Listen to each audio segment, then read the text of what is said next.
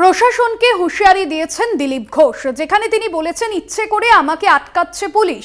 কমিশনকে তৃণমূলকে জেতাতে চায়, এসপি ডিএম অফিস ঘেরাও করব, কেন্দ্রীয় বাহিনীকে চালাচ্ছে এখানকার পুলিশ। পুলিশকে বলবো আনুগত্য রাখুন, ভবিষ্যৎ ভাবুন। দুর্গাপুরে হুঁশিয়ারি বিজেপি প্রার্থী। বুধবার বর্ধমানে দিলীপ ঘোষকে আটকানো নিয়ে তুলকালাম পরিস্থিতি তৈরি হয়। আর দিলীপ ঘোষ তিনি ঠিক কি বলেছেন শোনাবো। এখানে ডিএম অফিস থেকে আমাদের প্রোগ্রাম রোজ ক্যান্সেল করে দেওয়া হচ্ছে। যেদিন সকালে প্রোগ্রাম, আগের দিন বলা হচ্ছে প্রোগ্রাম হবে না। 3 দিন আগে আমরা অ্যাপ্লাই করেছি, কেন বলা হচ্ছে না ওই দিন? তাহলে আমি অন্য জায়গায় যেতে পারি, অন্য জায়গায় প্রোগ্রাম করতে পারি, আমাদেরকে আটকাবার চেষ্টা করা হচ্ছে।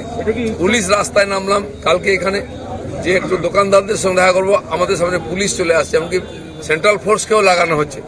আমি নির্বাচন কমিশনের দৃষ্টি আকর্ষণ করতে চাই, আপনারা কি টিএমসি কে জেতাবার জন্য কাজ করছেন? তাহলে আমরা এইভাবে আপনার সঙ্গে ব্যবহার করবো। এসপি অফিস ঘেরাও করবো, আমি ডিএম অফিসও ঘেরাও করবো। ইচ্ছাকৃতভাবে করা হচ্ছে, বারবার এটা করা হচ্ছে। সেই জন্য এখনো পর্যন্ত সেন্ট্রাল ফোর্সকে বসিয়ে রাখা হয়েছে। যেখানে যেখানে টেনশন আছে, এখনো ভয় দেখানো হচ্ছে। আমরা বলার পরেও কেন সেন্ট্রাল ফোর্স রুট মার্চ করছে না? সেখানে চালাচ্ছে তো পুলিশ, এখানকার অফিসাররা। বাফাদারিটা রাখুন। বর্ধমান থেকে সরাসরি রয়েছেন আমাদের প্রতিনিধি দুর্গাদাস বন্দ্যোপাধ্যায়। দুর্গাদাস, দিলীপ ঘোষের এই হুঁশিয়ারি সরাসরি প্রশাসনকে, ঠিক কি খবর?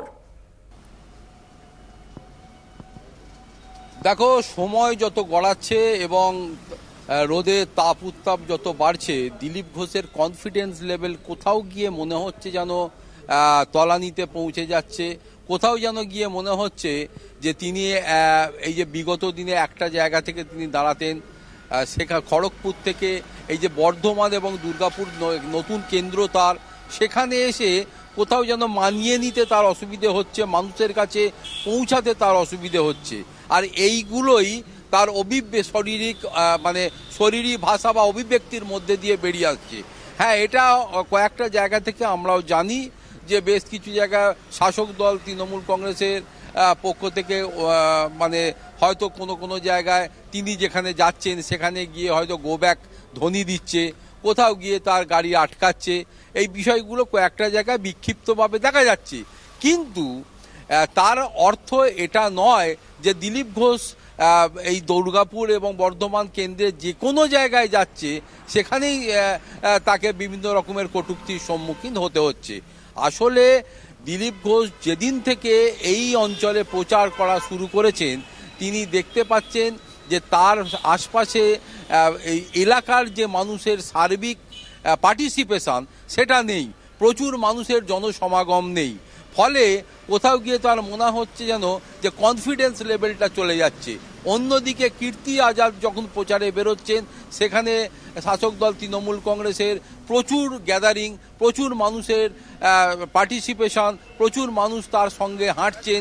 এই যে বিষয়টা, এই যে একটা বিষয়ের মধ্যে একটা মিল অমিলের যে বিষয়টা রয়েছে, সেখানে গিয়েই যেন মনে হচ্ছে কোথাও কোথাও দিলীপ ঘোষ নার্ভ ফেল করছেন।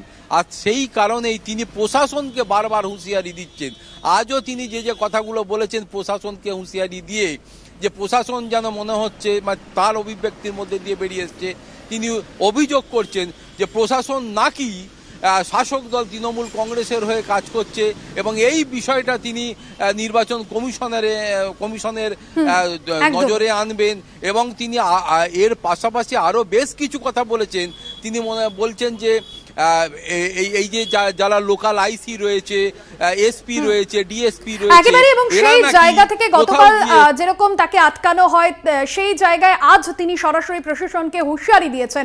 ধন্যবাদ জানাবো দুর্গাদাস বন্দ্যোপাধ্যায়, আমাদের প্রতিনিধি সরাসরি ছিলেন বর্ধমান থেকে।